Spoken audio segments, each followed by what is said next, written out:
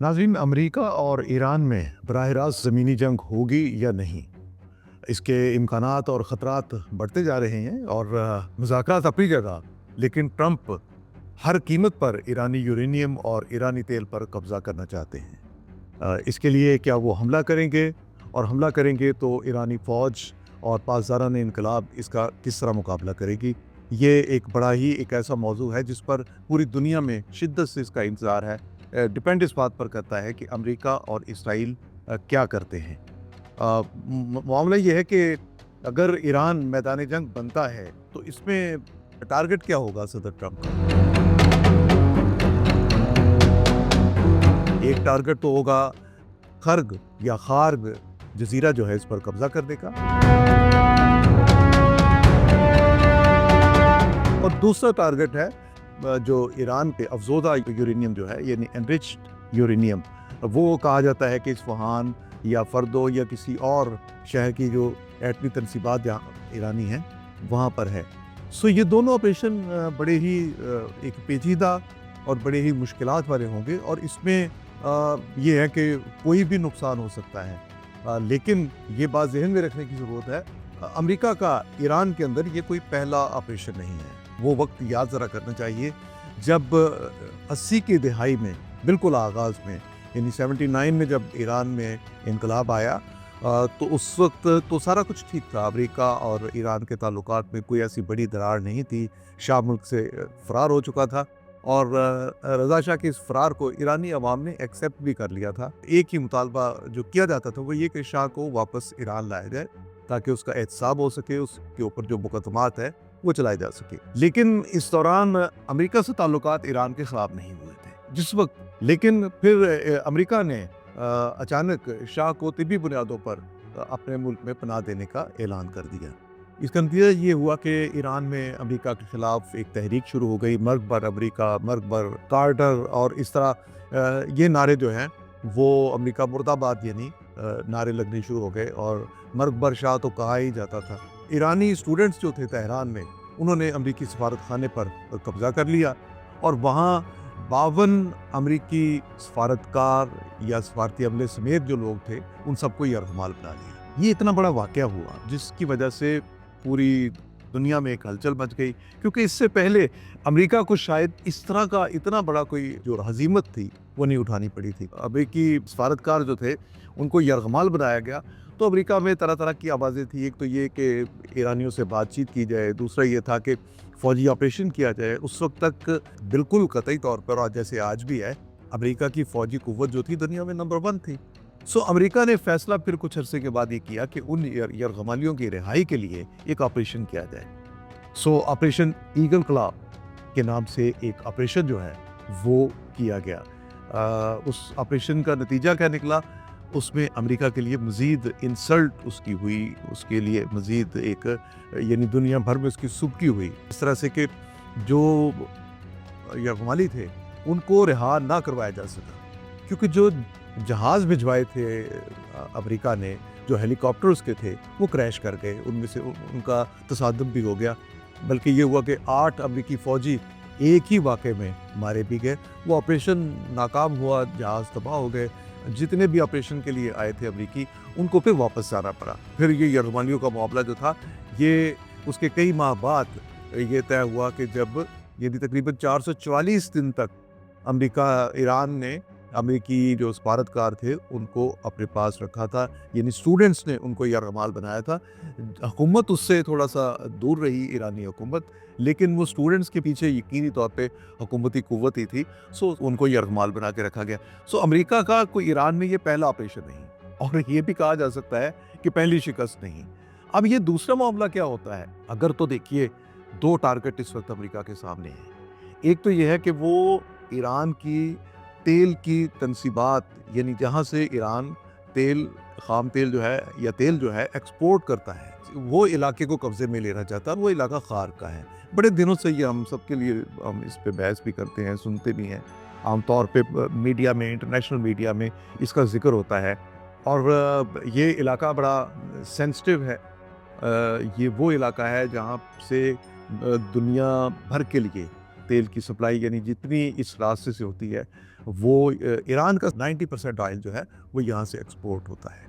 اب یہاں پہ حملہ کرنے کا یا قبضہ کرنے کا امریکہ کا پلان ہے۔ ایک تو یہ ہے کہ امریکہ اس مقصد کے لیے اپنے جو فوجی اہلکار ہیں جو ٹرینڈ ہیں باقاعدہ طور پہ ایسے کسی آپریشن کے لیے، ان کو بھیج چکا ہے اس ریجن میں۔ وہ ٹریپولی جو جہاز تھا امریکہ کا بحری جہاز، وہ تقریباً کوئی 4,500 کے قریب فوجیوں کو لے کے یہاں پہ مڈل ایسٹ میں پہنچ چکا ہے۔ اب امریکہ اس وہاں آپریشن کا فیصلہ کب کرتا ہے یا نہیں کرتا، یہ بات کی بات ہے۔ امریکہ کیا ماضی کے اس آپریشن کی ناکامی کو یاد رکھتا ہے جس میں نہ صرف یہ کہ یرغمالیوں کو رہا نہیں کروایا جا سکا تھا، بلکہ امریکی فوجی مارے بھی گئے تھے۔ جب تابوت گئے امریکہ میں تو وہاں ایک کوہرام مچ گیا تھا۔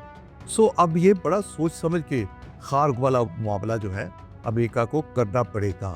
اور میرا خیال ہے کہ جس طرح امریکہ جنگ سے آہستہ آہستہ پسپائی اختیار کر رہا ہے، جس طرح ٹرمپ جو ہیں وہ بار بار یہ اعلان کر رہے ہیں کہ وہ یعنی اس تنازع سے 2-3 ہفتے کے اندر، یا ہو سکتا ہے کہ اس سے بھی پہلے وہ اس تنازع سے نکل جائیں، وہ نکلنا بھی چاہتے ہیں۔ اور اس کے پیچھے کئی داخلی وجوہات ہیں۔ صدر ٹرمپ کی مقبولیت میں کمی، اگرچہ امریکہ میں ایسا ہوتا رہتا ہے کہ جو صدر ہیں ان کی مقبولیت میں کمی بیشی ہوتی رہتی ہے، لیکن جو اہداف ہیں ان کو امریکی صدر بھی بدلتے جا رہے ہیں۔ یعنی وہ علاقے سے نکلنے کے لیے ایک فیس سیونگ بھی چاہتے ہیں، وہ اپنی قوم کو بھی یہ بتانا چاہتے ہیں کہ میں کامیاب رہا ہوں۔ اس کامیابی کے لیے ایک بڑا جو ان کے سامنے اس وقت ٹارگٹ ہے، یعنی وہ یہ ٹارگٹ اچیو کر لیں تو اس کے بعد وہ نکل جائیں تو امریکی قوم کو بتا سکیں گے کہ بھی امریکی فوج جو ہے یا ان کی پالیسی جو ہے وہ ایک فاتح کے طور پہ رہی ہے اور اپنے مقاصد حاصل کر چکے ہیں اور کرنے میں کامیاب رہے ہیں۔ وہ خارق پر قبضہ کر لے۔ دوسری صورت کیا ہوگی؟ وہ بڑی تباہ کن ہوگی۔ وہ یہ کہ وہ خارق پر بمباری کروائے، خارق میں تنصیبات جتنی ہیں، آئل کی تنصیبات جتنی ہیں، ان کو تباہ کر دیں۔ اس کا نتیجہ یہ ہوگا کہ چین سمیت بھارت، پاکستان اور کئی دیگر ممالک جو ہیں وہ یہ اس سے متاثر ہوں گے۔ بالخصوص چین بہت متاثر ہوگا، کیونکہ چین اپنی تیل کی ضروریات کا بہت بڑا حصہ ایران سے وہ پوری کرتا ہے۔ سعودی عرب سے بھی وہ تیل لیتا ہے، لیکن ایران سے، اور اس کے بعد پھر وہ رشیا سے تیل لیتا ہے۔ اگر خارق میں تیل کی تنصیبات تباہ ہو جاتی ہیں تو سب سے زیادہ متاثر ہونے والا ملک جو ہے یہ چین ہوگا۔ ایک ٹارگٹ تو خارق آپریشن ہے۔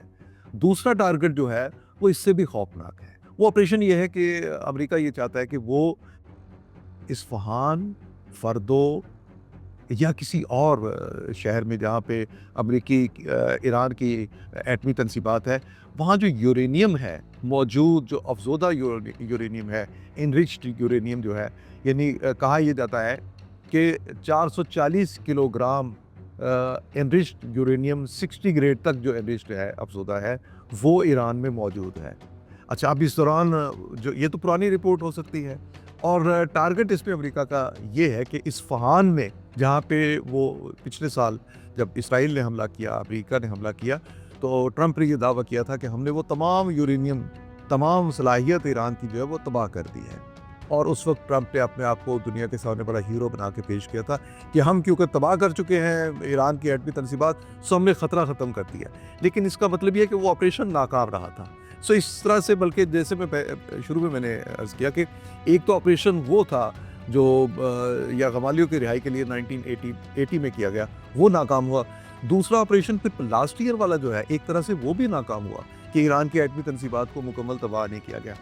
اچھا، اب امریکہ کا جو پلان ہے اس میں خطرات ہی خطرات ہیں۔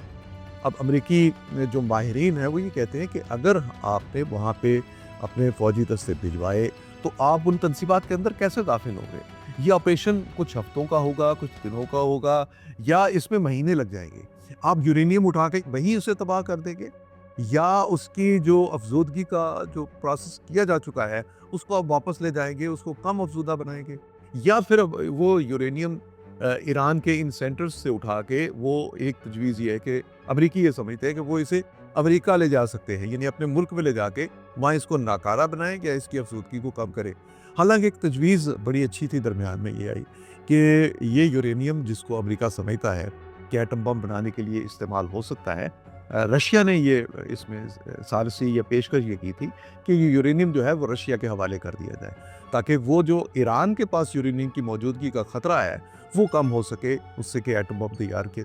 अब ये जितना यूरेनियम ईरान के पास इस वक्त है, अगर 440 किलोग्राम है या 450 है या इससे ज़्यादा है या कम है, यानी तकरीबन इतना है, तो आपको पता है कि एक एटम बम बनाने के लिए 15 से 25 किलोग्राम तक यूरेनियम की ज़रूरत पड़ती है।